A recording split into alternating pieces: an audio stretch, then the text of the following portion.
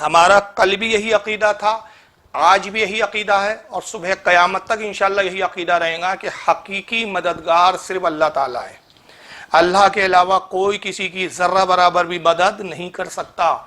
یہ پہلا جو میں نے عقیدہ بیان کیا ہے کہ ہمارا عقیدہ یہ ہے کہ اللہ کے سوا کوئی حقیقی مددگار نہیں ہے۔ اب دوسرا جو ہمارا عقیدہ ہے، اور اس کو بھی ہم جو ہے بالکل اپنا ایمان کا حصہ سمجھتے ہیں، اور وہ دوسرا عقیدہ یہ ہے کہ اللہ تعالیٰ نے اپنے بعض مقبول اپنے خاص بندوں کو کچھ ایسی طاقتوں اور قوتیں عطا فرمائی ہے کہ وہ اللہ کی دی ہوئی اور بخشی ہوئی طاقت سے بندوں کی امداد کرتے ہیں۔ یہ ہے اصل ہمارا عقیدہ۔ ہم یہ نہیں مانتے نعوذ باللہ من ذالک کہ اللہ مدد کرنے پہ قادر نہیں ہے، مدد کریں گے تو صرف غوث پاک کریں گے، مدد کریں گے تو خواجہ غریب نواز کریں گے، یا مدد کریں گے تو فلاں ولی کریں گے۔ اللہ تو مدد کرنے پہ قادر ہی نہیں، نعوذ باللہ معاذ اللہ استغفر اللہ۔ اور نہ یہ ہمارا عقیدہ ہے کہ مانگنا ہے تو صرف بزرگوں سے مانگو۔ ہم مانگتے اللہ سے ہی ہے لیکن بزرگوں کے وسیلے سے مانگتے ہیں۔ ہم مانگتے اللہ سے ہی ہے مگر رسول اللہ کے وسیلے سے مانگتے، اور جب کسی بزرگ سے بھی اگر ہم مطالبہ کرتے ہیں یا کچھ مانگتے ہیں یا ان سے مدد طلب کرتے ہیں تو ہمارا عقیدہ یہی ہوتا ہے کہ یہ بزرگ بھی اللہ کی مرضی کے بغیر ایک ذرے کا بھی تصرف کرنے کا اختیار نہیں رکھ کرتے۔ یہ ہمارے امام احمد رضا محدث بریلوی علیہ رحمت رضوان کی کتاب ہے۔ اس کتاب میں اعلیٰ حضرت فاضل بریلوی نے واضح طور پر یہ عقیدہ بیان کیا کہ اللہ کی عطا کے بغیر، اور رسول اللہ صلی اللہ تعالی وسلم جو تمام مخلوق میں سب سے افضل ترین ذات ہے، حضور صلی اللہ علیہ وسلم، رسول کا جو مقام ہے وہ کسی ولی کا نہیں ہو سکتا۔ خود رسول اللہ صلی اللہ علیہ وسلم اللہ کی عطا کے بغیر بے عطا الہی ذرہ برابر بھی اختیار و تصرف نہیں رکھتے۔ حضور صلی اللہ علیہ وسلم جو بھی تصرف فرماتے ہیں، حضور کسی کی مدد کرتے ہیں، حضور کو جو اختیارات ہے وہ اللہ کی بخشش اور عطا سے ہے۔ یہ ہے الامن والعلا۔ اس طرح الدولت المکیہ بھی اعلیٰ کی ایک کتاب ہے جو حرم میں کعبے کے اندر ہی اعلیٰ حضرت نے اس کو تحریر کیا تھا، حرم کعبہ میں۔ اس پہ بھی اعلیٰ حضرت فرماتے ہیں کہ رسول اللہ صلی اللہ تعالی وسلم کا چاہے علم ہو یا تصرف ہو، یہ ماننا کہ اللہ کی عطا کے بغیر حضور کو علم ہے، یا یہ ماننا کہ رسول اللہ صلی اللہ علیہ وسلم اللہ کی عطا کے بغیر جو ہے تصرف کرنے کا اختیار رکھتے، اعلیٰ حضرت واضح طور پہ فرماتے کہ ایسا عقیدہ کفر ہے، ایسا عقیدہ رکھنے والا آدمی کافر ہے۔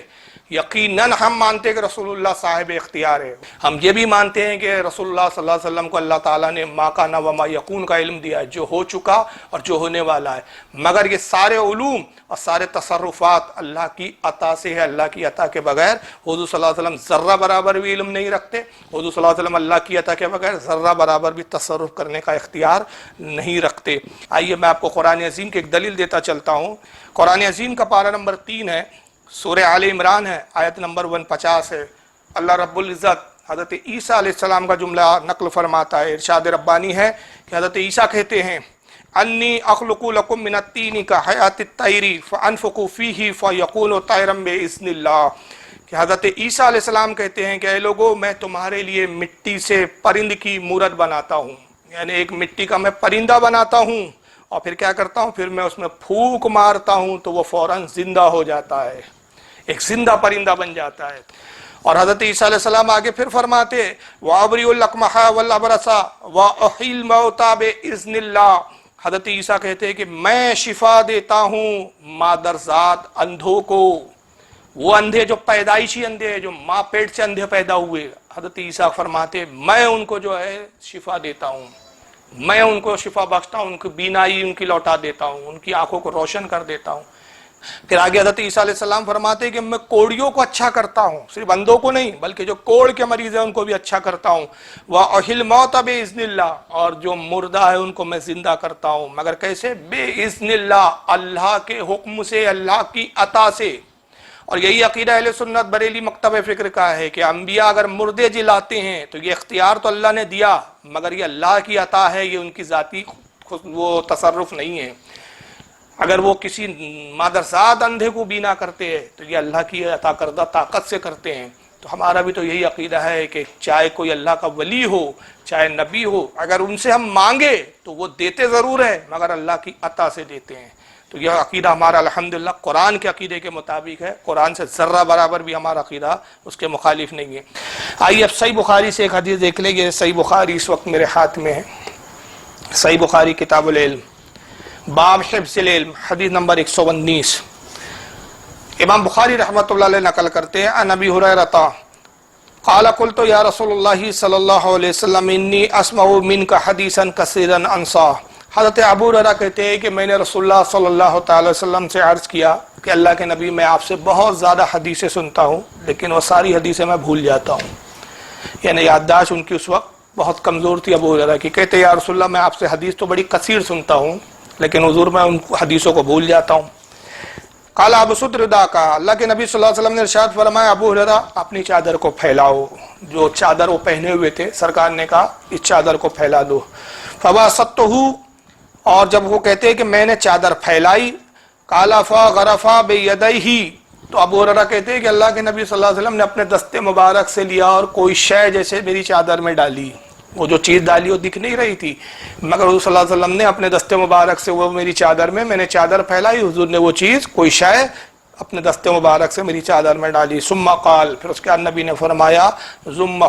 اے ابو ہریرہ اس کو اپنے سینے سے لگا لے، اپنے سینے سے اس کو چمٹا لے، اپنے سینے سے گویا اس کو ملا لے۔ فضممتہ فما نسیت شیئا بعدا، حضرت ابو ہریرہ کہتے ہیں میں نے اس چادر کو اپنے سینے سے چمٹا لیا اور خدا کی قسم اس کے بعد میں پھر کبھی کوئی چیز نہیں بھولا۔ ابو ہریرہ کا کیا عقیدہ پتہ چلا بھائی کہ حضور صلی اللہ علیہ وسلم کو اللہ نے اختیار دیا کہ حضور صلی اللہ علیہ وسلم یادداشت بھی عطا فرماتے ہیں، علم بھی عطا فرماتے ہیں، حضور سے مانگنا بھی جائز ہے، تبھی تو مانگ رہے ہیں کہ جناب ابو ہریرہ رضی اللہ تعالیٰ عنہ حضور کی خدمت میں حاضر ہوتے ہیں اور عرض کرتے یا رسول اللہ میں حدیثیں سنتا ہوں بھول جاتا ہوں، اور رسول اللہ یہ نہیں فرماتے جاؤ فلاں دوا کھا لو فلاں جڑی بوٹی لے لو، نہیں، حضور صلی اللہ علیہ وسلم اپنا اختیار بتاتے، کہتے ابو ہریرہ چادر پھیلاؤ، چادر پھیلا دی، اپنے دست مبارک سے دیا، گویا غیب سے کوئی چیز لے رہے ہیں اور ڈال رہے ہیں۔ اب چادر سمیٹ لو، سینے سے لگا لو، چادر سمیٹ لی گئی۔ ابو ہریرہ کہتے چادر میں حضور نے نہ جانے کیا ڈالا، میں نے سینے میں سے اس کو چمٹایا، سینے میں کیا داخل ہوا حضور کی عطا کردہ کون سی شے تھی نہ جانے، مگر تاثیر یہ ہوئی کہ پھر کبھی اس کے بعد میں کوئی چیز نہیں بولا۔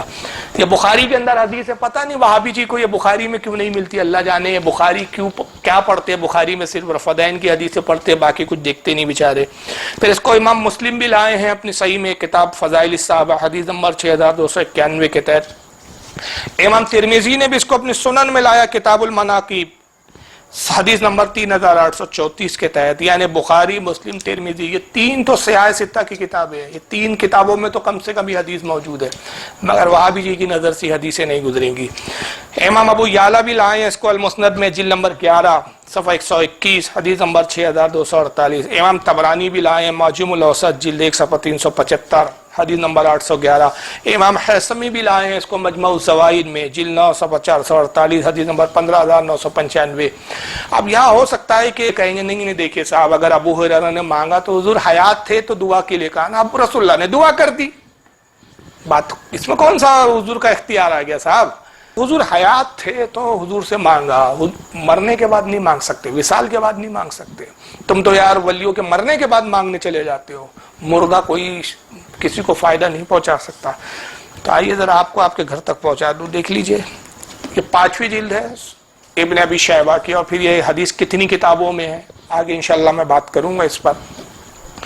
امام ابن ابی شیبہ جن کے بارے میں میں عرض کر چکا ہوں، امام بخاری کے استاد، امام مسلم کے استاد، امام ابو داؤد کے استاد، تین بڑے جلیل و قدر ائمہ کے استاد ہیں، باقی تو بہت سارے کئی امام جو ان کے شاگرد رہے، لیکن یہ تین جو ہے جلیل و قدر ائمہ ہیں جن کے یہ استاد رہے۔ امام ابن ابی شیبہ ان کی المصنف کتاب الفضائل عمر ابن الخطاب حدیث نمبر 32665۔ امام ابن ابی شیبہ کا حدیث نقل کرتے ہوئے کہتے ہیں حدثنا ابو معاویہ، حدیث بیان کی ہم سے ابو معاویہ نے، عن الاعمش انہوں نے روایت کی اعمش سے، عن ابی صالح وہ روایت کرتے ابی صالح سے، عن مالک الدار اور وہ روایت کرتے حضرت مالک الدار سے، قال وقانا خازن عمر علی الطعام، کہتے کہ مالک الدار سے روایت ہے جو حضرت فاروق اعظم کے دور خلافت میں جو ہے وہ اس کے انچارج تھے، یعنی وزیر فوڈ جس کو بول سکتے ہیں، منسٹر آف فوڈ، کیا بولیں گے اردو میں اس کو یار، طعام مطلب کھانے پینے کے جو غلہ ہوتا ہے اس کے وہ نگران تھے، اس کے مطلب اس کے وزیر تھے وہ، منسٹر آف فوڈ اس کو اب یہ بحث سے اچھا لفظ نہیں مل رہا ہے، ہاں نہیں بیت المال نہیں ہوتا ہے وہ، یعنی اناج کے جو بھنڈار ہوتے ہیں اس کے نگران تھے وہ مالک الدار، ان سے یہ حدیث روایت ہے فاروق اعظم کے زمانے میں، وہ جو ہے کھانے پینے کی اشیاء کے جو ہے وہ نگران تھے۔ وہ کہتے ہیں کہ قال اصاب الناس قحط فی زمن عمر، کہتے ہیں کہ حضرت فاروق اعظم کے زمانے میں بڑا سخت قحط پڑا، اور یہ کون سا قحط تھا ذرا اس کی تفصیلات آپ سماعت فرما لیں، یہ تاریخ کی اور حدیث کی کتابوں میں اس کا بڑا ذکر آتا ہے، اور یہ بڑا سخت فاروق اعظم کے دور خلافت میں قحط پڑا تھا 18 ہجری میں، یعنی حضور کے وصال کے 8 سال کے بعد، سرکار کے وصال کے 8 سال کے بعد کا یہ واقعہ ہے۔ نتیجہ یہ ہوا کہ گلے کی اور اناج کی کمی ہو گئی، لوگ فاقے کرنے پہ مجبور ہو گئے، اور لوگ جو ہے بھوک مری کا شکار ہو گئے، اتنا سخت قحط پڑا کہ اس کو عام الرمادہ کا نام دیا گیا، یعنی ہلاکت والا قحط، لوگوں کو مارنے والا قحط۔ تو 3 سال یہ غالباً یہ جو ہے قحط رہا۔ تو حضرت مالک الدار روایت کرتے ہوئے کہتے ہیں کہ رسول جو ہے حضرت عمر کے زمانے میں جب وہ قحط پڑا، فجاء رجل الى قبر النبی صلی اللہ علیہ وسلم فقال، تو ایک شخص جو ہے وہ حضور کی قبر پر حاضر ہوئے۔ اب یہ کون تھے؟ یہاں تو حدیث میں رجل لفظ آیا ہے کہ ایک شخص، لیکن شارحین حدیث نے یہاں پر واضح کیا، جیسے امام ابن حجر عسقلانی ہیں اور امام بدر الدین عینی ہیں، بہت سارے محدثین نے واضح کیا کہ وہ شخص جو تھے حضور کی قبر پر حاضر ہوئے، حضور کی قبر پر گئے، ان کا نام تھا حضرت بلال ابن حارث المزنی۔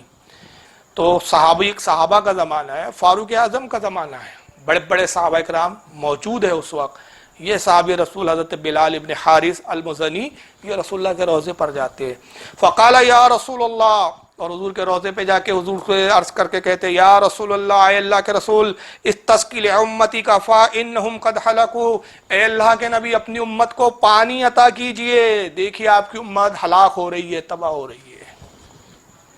بتائیے، کوئی صحابی کفر کا فتویٰ نہیں دے رہا ہے، کوئی صحابی شرک کا فتویٰ نہیں دے رہا ہے۔ اور یہاں ٹھہر کر میں ایک سوال کرتا ہوں،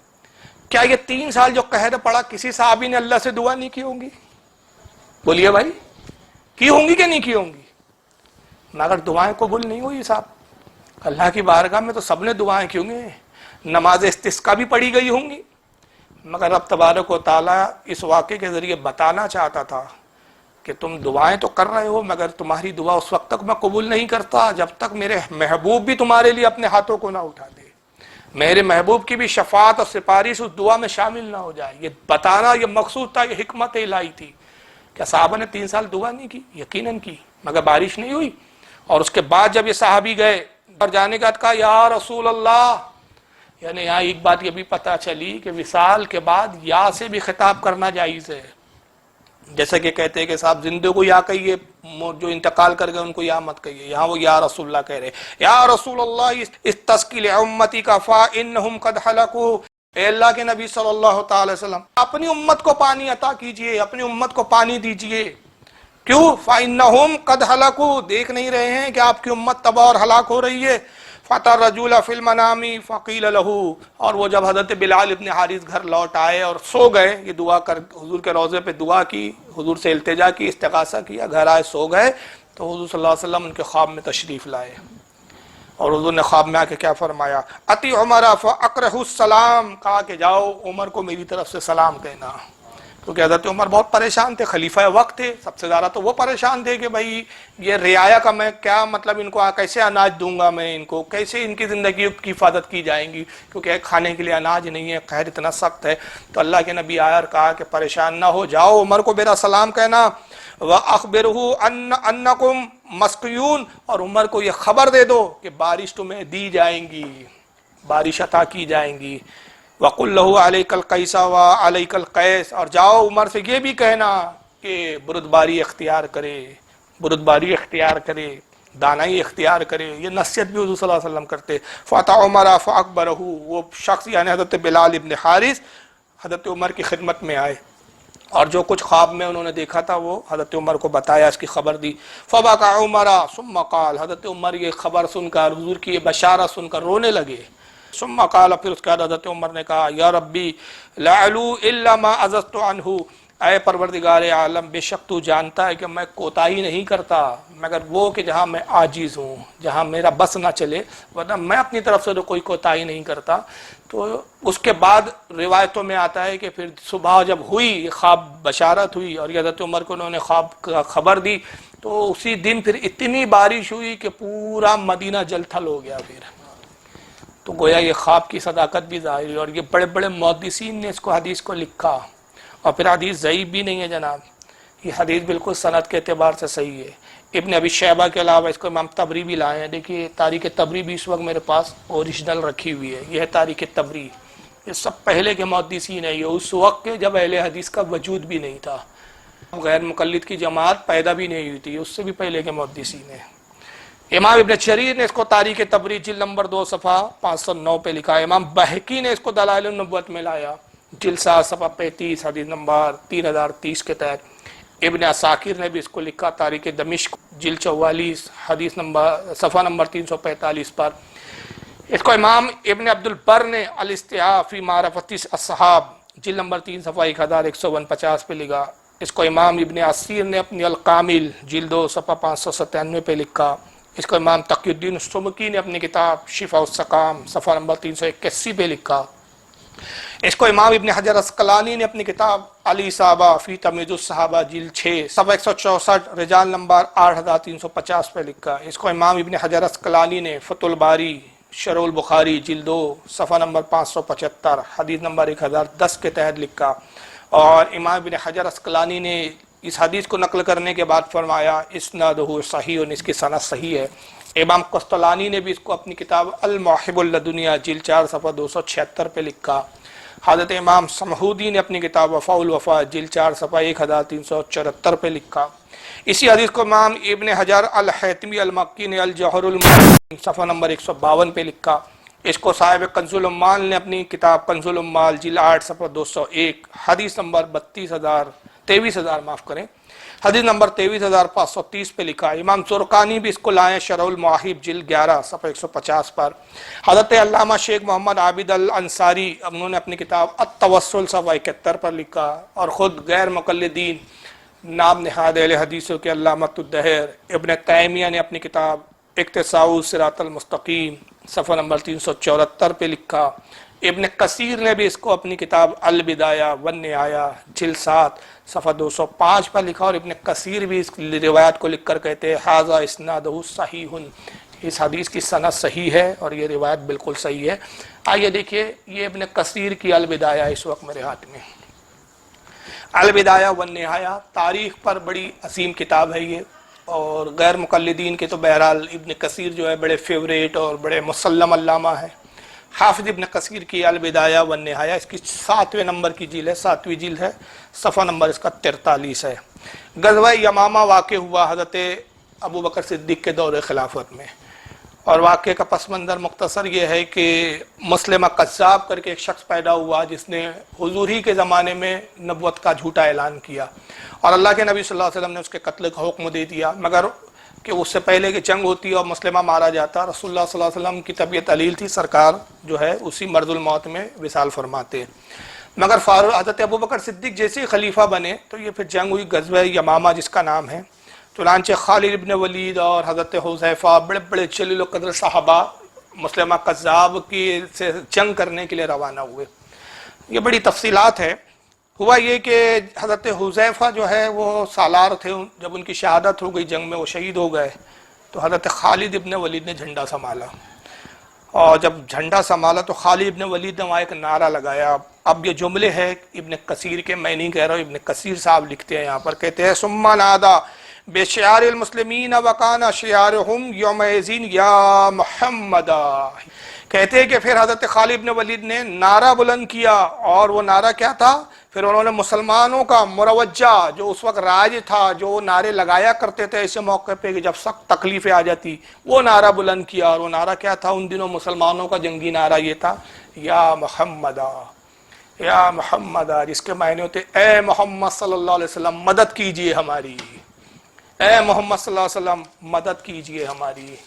کیوں صاحب خالد ابن ولید کے بارے میں کیا کہیں گے؟ غزوہ یمامہ ہو کہاں رہی ہے اور مدینہ کہاں ہے؟ فرق ہے دونوں میں، ایک جگہ نہیں ہے۔ حضور کا وصال ہو چکا ہے، وصال نبی کے بعد وہ حضور کو مدد کے لیے پکار رہے ہیں، اور ابن کثیر کے الفاظ ہے کہ یہ شعار تھا صحابہ کا، یہ دستور بن چکا تھا